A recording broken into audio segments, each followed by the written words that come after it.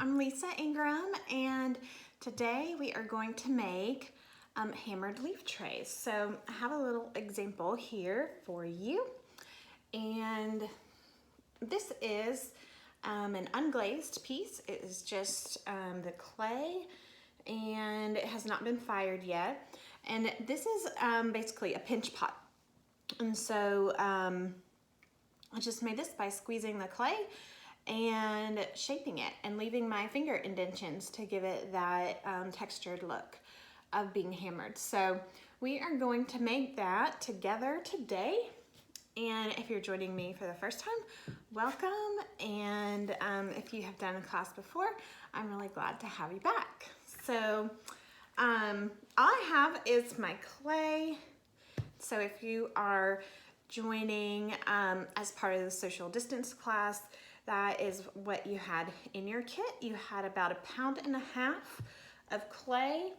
And then if you want, you can take your box and open it back up flat and then just work right on top of that box. You just want to start with a surface that the clay won't stick to. And then if you are participating in the social distance class where you're bringing this piece of clay back to me to be fired, you can just put it, when you're done, put it on your box and return it to me just like this. Or you can put it in a different box. As long as it has something to protect it, it will be safe. So I just have a work surface, I have my clay, and then you'll just want a little bowl of water so that you can rinse your hands as you go. And so all we're gonna do is we want to start with our clay, making our clay just a little bit longer here.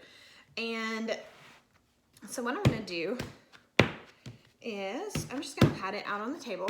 I'm trying to make it a little bit longer since in the end, we're gonna have something sort of oval.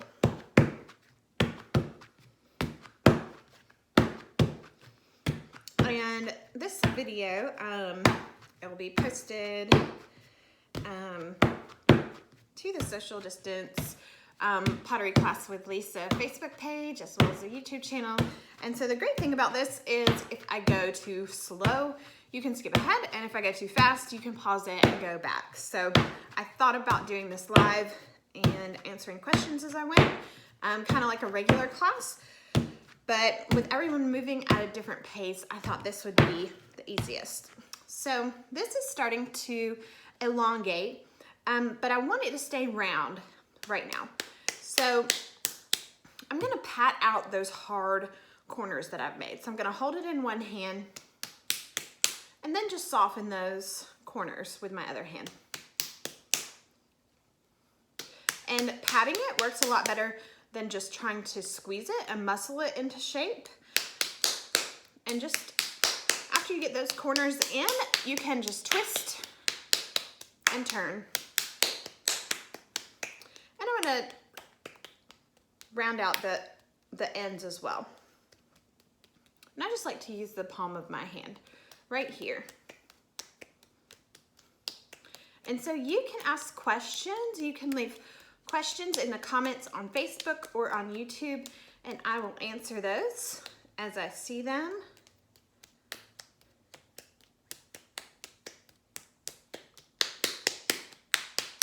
And troubleshoot with you, and I'll try and think of the problems that you can come across and address those as you go. So once you get your clay out of the bag, it will be drying immediately as you go. So if you have to step away for a minute, you just want to cover it up with something. So you can grab like a Walmart bag and you can cover it up right on your board. So I use, this is a trash bag that I cut open, so you can cover it up just like this if you need to take a break. Okay, so we have our clay log right here, and I'm gonna take my thumb, I'm gonna decide this is gonna be the top, and I'm just gonna work my thumb down into it to start hollowing it out. And I always like to tell my students in a class to watch first and then do it, so you know what you're doing. You don't have to do it at the same time as me. And that's the great thing about a video, is you can watch and pause and do and then rewatch. We do a lot of home improvement projects that way. I do a lot of my kiln repairs that way. It's so wonderful that people put how to repair a kiln online, and then we just watch and we pause and we keep going. So this sort of looks like a bathtub right now. And I've just been working my thumb into it, and it's so funny that this can eventually, I'll dry my fingers, clean my fingers a little bit, end up looking like this. This looks huge. I'm wondering if I started with more clay on this one. So we're gonna see how far we get. But what I'm doing here is I want to go fairly deep, but not so deep that I'm going to go through the clay. And so what I want is a bottom that is about just under 1/2 inch thick. 1/2 inch right now is okay because we can thin it out a little bit more later. So right now I have this much clay. So around that 1/2 inch mark, or maybe just a little bit more, and that's good. So from here, because I have a good base established, I can run my thumb down it. I'm going to start pinching, and I'm not gonna make a leaf shape immediately. It's going to be more of an oval shape. So it's gonna be a base with walls. So we already know this is the base, these are the walls. And so we're gonna pinch it out in an oval shape. And if you prefer to keep it in an oval shape, that's fine. The leaf part at the end is very, it's really a finishing touch. So if you wanna go for oval, you can see how that looks when you get there, and then decide if you wanna go for the leaf shape or not. So when you pinch, you put your thumb on the interior and then your fingers on the exterior of the piece. And then I just do a really, really gentle pinch. And so in clay, I like to call it, we coax the clay. It only likes to move a little bit at a time. And so I'm just gently squeezing this clay, and you don't want to miss the clay right here at the bottom. I'm just gently squeezing it, and it's going to make it bigger. And so all this happens very gradually. So I made the first one while I watched my kids eat a snack one day, I think. And that was pretty, I say busy hands are happy hands. So sometimes my kids are really slow with everything that they do. So I just sat there and watched them eat and talk and play. And I made a little dish while they sat there. So it's kind of fun to do this while you watch something. So I made it all the way around. It's a little bit bigger. I'm gonna get a ruler so that we can just watch how it changes.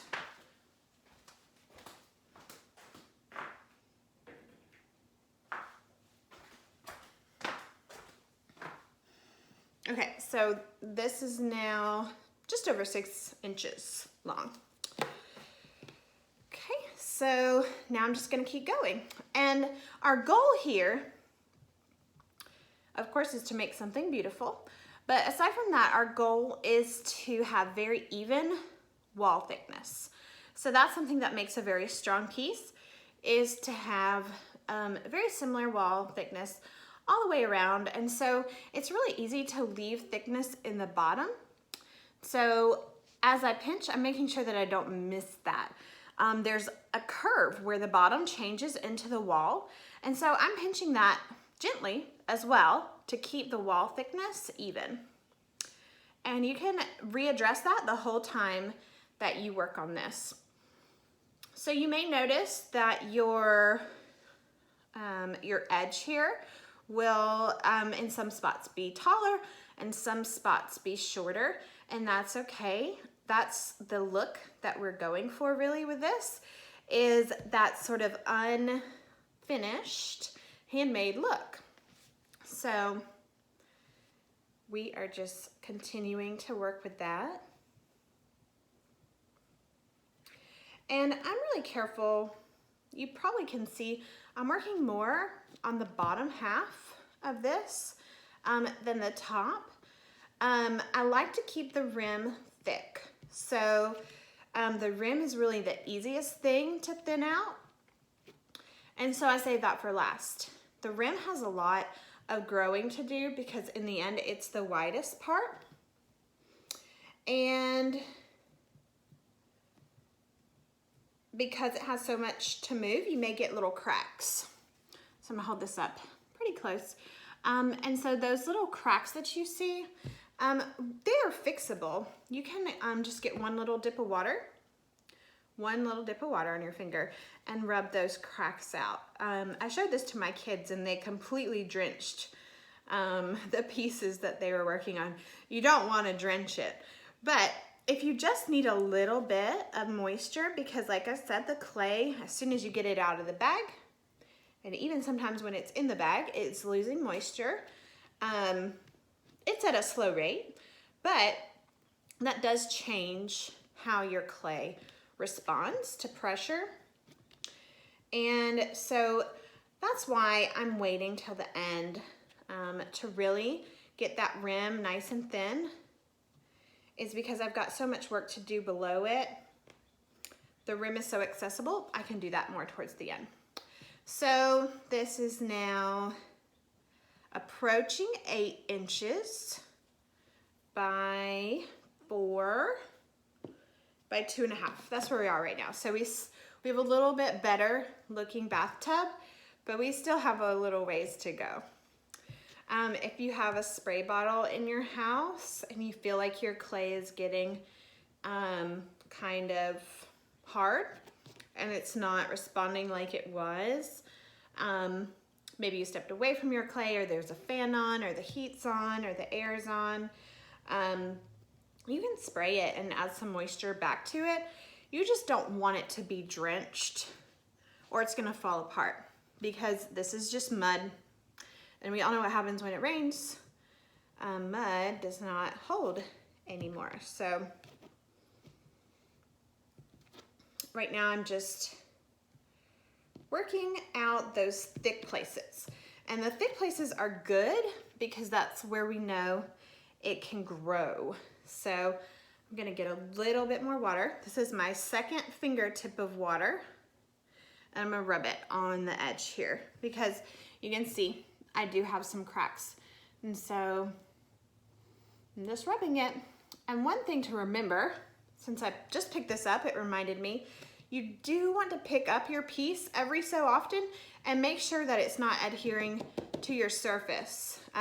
Even if you have a surface that is not very likely to stick to your clay, it is better to continue to separate it a little bit so that you're not really stuck on there. So here we go. Really what I want is about 10 inches. And I'm still at 8, so I've hit the 8 mark. So I've got about 2 more inches that I want to go to make this a really nice like centerpiece. And if you get to 8, that's great. But for this amount of clay, I think that you can get to 10 as long as you don't have too much in other areas. So the thick parts are great. If you can find the thick parts, you know, work on that. And a good gauge is the thickness of your thumb. If you're a kid, you want to look at an adult's thumb, or if you have really petite hands.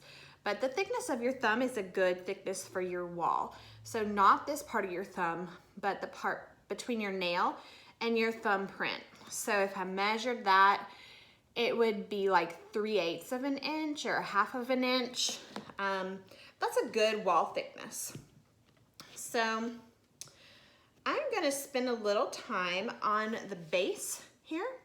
And this is going to expand the base a little bit. So I've got a lot of thickness in here. So maybe, I might wanna take about 1/4 of an inch away. So I'm probably just under 3/4 of an inch for my base. So what I'm gonna do is, and I'm gonna be careful not to stick it to the table, is I'm just gonna take my thumb and press down on the base. And so as I press down, it's going to actually extend my piece and widen up my base. And just to give you another look at where we are going, this is my example piece. So you can see about what that base looks like. So I'm just gonna press on that. You can use both thumbs if you want to. And just make sure you're not sticking to the table because we are pressing down. The nice thing about the box is you can just pick the whole box up and peel it off, especially if you have someone willing to help you with that. And if your hands get tired, just take a break. I noticed when I made the first one, and I'm noticing now, like, whoo, this is a lot on your hands. Like if you write for a really long time, your hands get tired. It's the same thing. You're using your muscles in repetitive motions, and it will wear you out. So I'm kind of working this clay from the middle to the edges, from the middle to the ends, and continuing to shape the bottom of this. So if you feel thin spots, you want to stop. If your piece gets a hole in it, or if it starts to fall apart, there are things that we can do. So if it's falling apart, you may just want to stop and send me a question about it.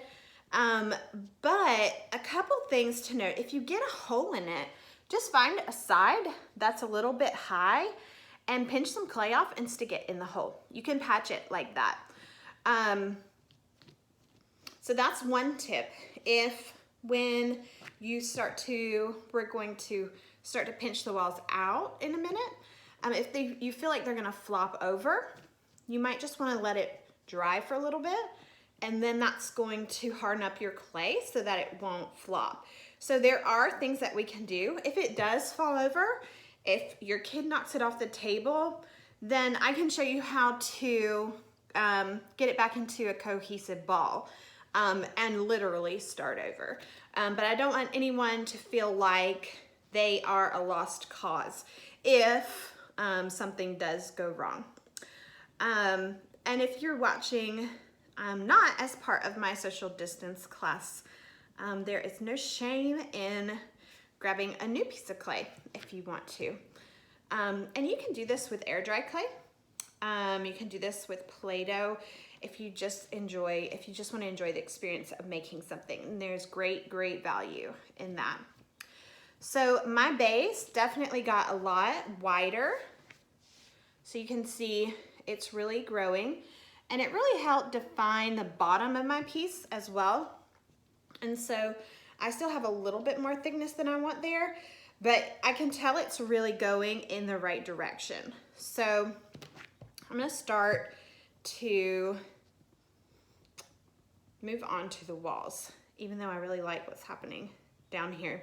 So don't feel like you have to rush. If you still feel some thickness in your bottom, that's just opportunity for you to grow your piece more, but just be careful not to overwork it, because doing too much, that is when it will start to fall down. So let's do our little measurement. And I am at 8 still. So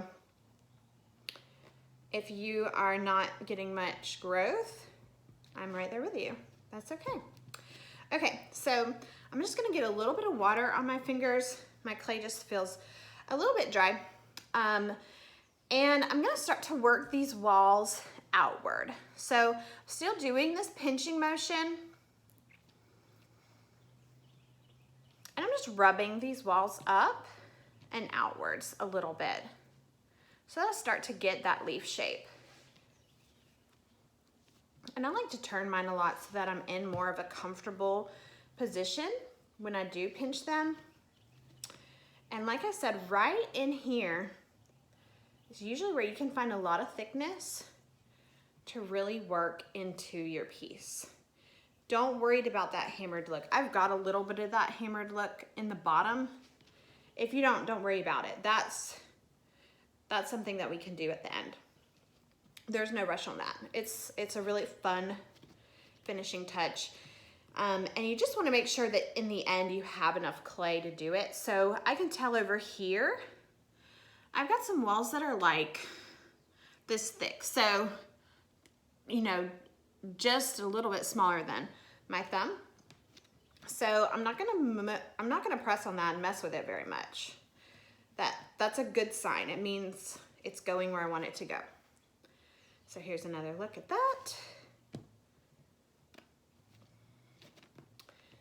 And I can feel a lot of clay on this side as well. And just taking the time to pinch it out and smooth it upwards. If I worked really fast, I would have a lot more cracking in my rim here. So the slow and steady approach really is what you want. And sometimes this is where it will feel like things are flopping. My clay is really on the hard side. I used some like scrap pieces from when I made the boxes for my social distance class, my very first social distance class. Glad that you are here. So the scraps had sat out a little bit. They're a little bit more dry. So mine are not really trying to fall, but if yours are trying to fall and they're opening up too much at this point, you may just want to give it some time to rest and harden up. Not overnight, but for, 10 minutes. And then see what happens. So as I get to the ends, if you're going for an oval, keep pinching in a rounded shape. But since I know like I'm going for the leaf, I'm gonna go ahead and stroke it out a little bit more. And that is gonna help me get to that length, that 10 inches of length that I want. So right now, I'm almost to 9.5. So it is opening up and growing. Another thing to remember about the rim is so important. It's another good finishing touch part. The rim is, it has the tendency to get thin and pointy rather than rounded. And once these are fired, they will be sharp if they are angular after you make it. So we're gonna spend some time just cleaning up this rim right here. So just keep that in mind, is everything we want to be smooth. We want it to be, to have soft angles so that one, it's less likely to chip, and two, it's less likely to scratch you or your furniture. So I'm just gonna grab another finger's worth of water so that this rim can hydrate a little bit. The cool thing about this project is that all you really need are your hands. You need a lump of clay in your hands and you can make something.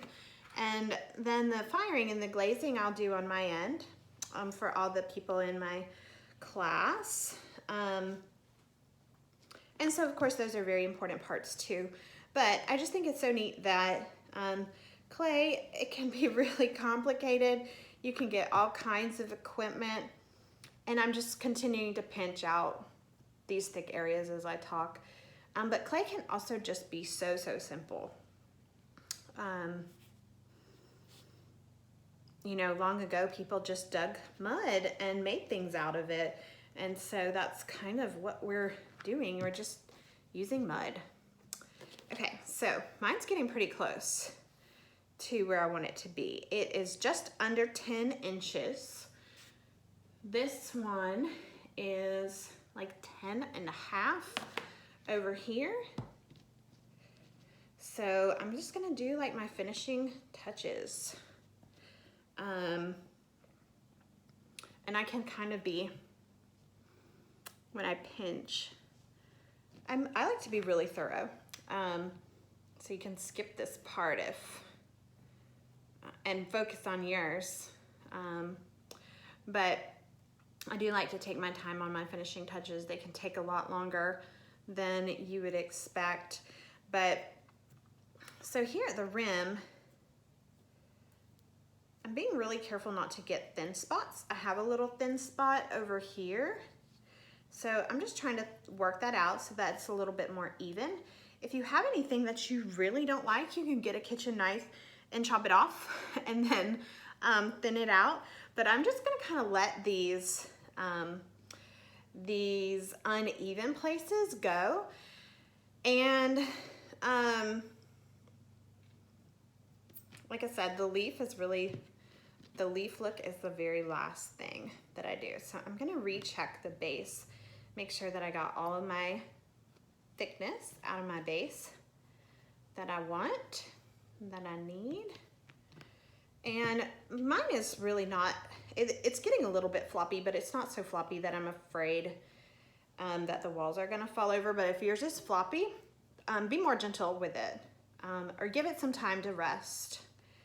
But I can pick mine up, roll it on its side, and get some of those thicker things, work them out a little bit. So here's where I do the hammered look. So it's really all done with your thumb. And I'll move this maybe so you can see a little bit. Here we go. Okay, so I'm just gonna take my thumb and press it into the bottom. See if y'all can see that. And just start to do that hammered look. And this is not part of the pinching, this is purely design. So if you are not done with the bottom, don't do this yet, because the pinching never looks as good as when you're just focused on leaving that hammered look. So there's that. The glaze is gonna do really cool things on that. I found that I had some fingernail marks, so I came back. If you need to come back, if you have long nails, if you can't cut them, you can use like your knuckle to press out the fingernail marks or to do the hammered look. I have more control with my thumb. Okay, and so once I do the bottom, then I'm gonna do the sides with pointer finger and my thumb on the inside. I'm gonna move this a little bit closer so it's a little more comfortable for me. You will, because this is a true pinch, you will probably get a little bit of change in your walls with this. And as long as you're not going too thin, you'll be okay. And then I'm gonna show you what this one looks like. So you can remember, I pinched all the way up to the rim so that that design carries all the way out. So it's going to make that rim even more unusual and interesting.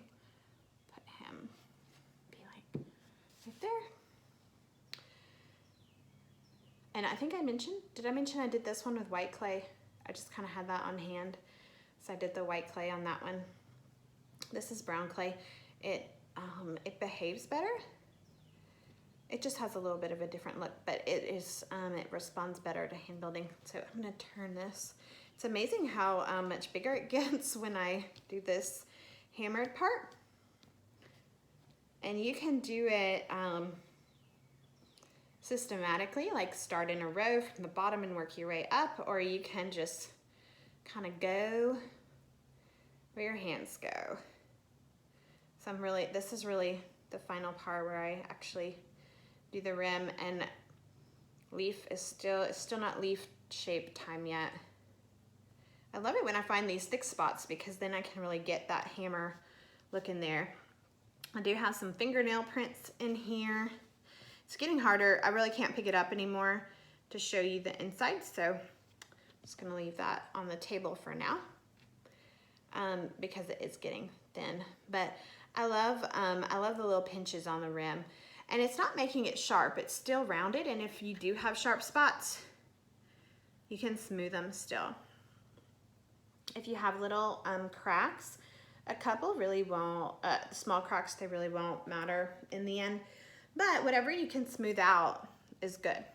But don't stress about it. Seriously, this is for fun. Please don't stress about it. This is for fun. So I'm just pinching my thick spots. And then I'm gonna do the leaf part. So let me move this one. Here's our little sample. See if I can get this a little closer to you. See, still make sure it's not sticking to the table. After it sits in one place for a while, it's gonna wanna stick. Okay, so I am gonna use just a little bit of water, and over here, I'm just gonna pinch it together, and the water really helps your fingers slide across it so that nothing sticks and nothing rips. Okay, so there's that. I'm gonna stand up a little bit so I can get a better view of it. And then over here, make sure you can see. Got some water on my fingers, not a lot. I don't have so much water it's dripping down in here, but if it did, I would want to get it out because any standing water can cause it to crack later on. And then you can just kind of curve it and play with the wall once you get that shape and turn it into a leaf. Leaves come in all different shapes, and your dish is just going to lend to what shape you can make yours. So see if I can lean in just a little bit on that. I think the leaf really adds a lot to it, and leaves are something that I always do in my work. It's a really common thing in pottery to do leaves, especially like the leaf impressions from a leaf outside. But I think this is a really fun take on it, and it can be decorated for spring or fall.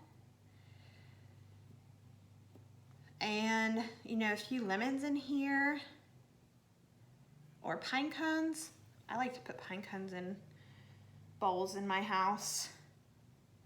You can do ones from the yard or ones that they sell at the store with the cinnamon on them. I found some with like glitter on them this year that were really pretty.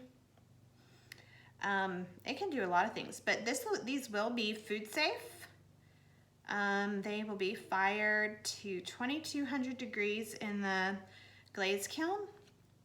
And so they will be ready to use. So I'm gonna pick this up and kind of give you a better view of it. But that's the final look. I'm gonna set this back down.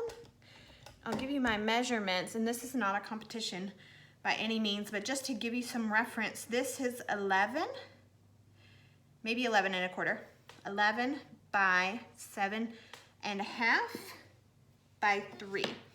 And I can sit here and play with it and add some more hammering if I want to. And just remember, if you're like, oh, this bottom is really uneven with all my thumbprints, the glaze is gonna do a lot here. So don't worry too much about it. You want that texture. The glaze is gonna make some really cool impressions over it. So that's it. Thank you for watching, and I look forward to getting your questions, and please post a picture if you made this of what you did. So I'll be in touch with my students about pickup and firings and coming up with some more projects. So stay safe, stay healthy, and I'll see you next time. Bye.